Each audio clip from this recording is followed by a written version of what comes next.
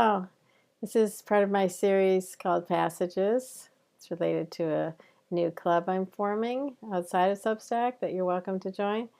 But it's about excerpts and sharing favorite passages from all of my books. Because of that, I'm doing this couple-week release of sneak preview material and material from our current book on A Radical Guide for Women with ADHD. And I've been going through this.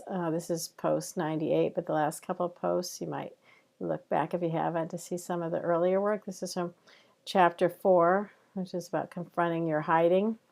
And the passage that I'm going to share on notes later written is this one that I'll read today, and then I'll just sort of riff on what comes to mind about hiding. And the excerpt is, hiding, when used as a protective device, keeps us trapped from letting the world see who we are. When we hide our challenges, we also hide ourselves as individuals and block our chance to show who we are, who we really are, something everyone on this planet longs for.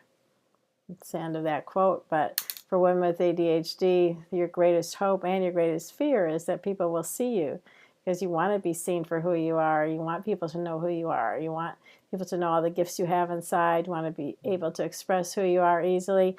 But your biggest fear is of humiliation and fear that if they really found out what you were like, that they wouldn't like you or wouldn't accept you or wouldn't respect you. So women are often caught in this awful bind, and that's where the hiding starts. And the masking is a term we use to describe the deliberate attempt on the part of a neurodivergent person to minimize or hide their difficulties in order to fit in or to not open themselves to that potential hurt and humiliation.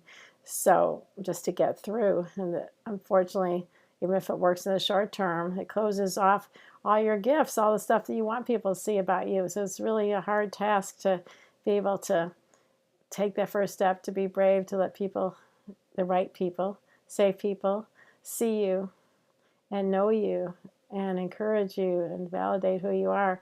Then it'll become easier and easier every time. If you choose well, you still have to choose the right people to open to and to what degree.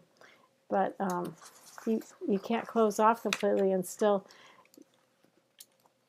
be authentically yourself. And that's the bind.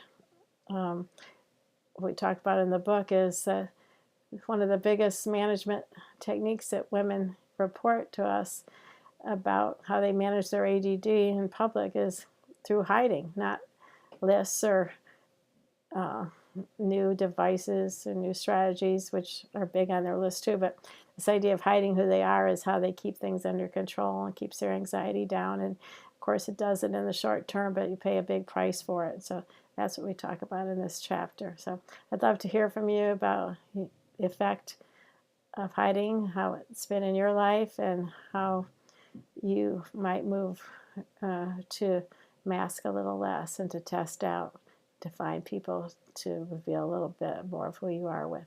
So thank you.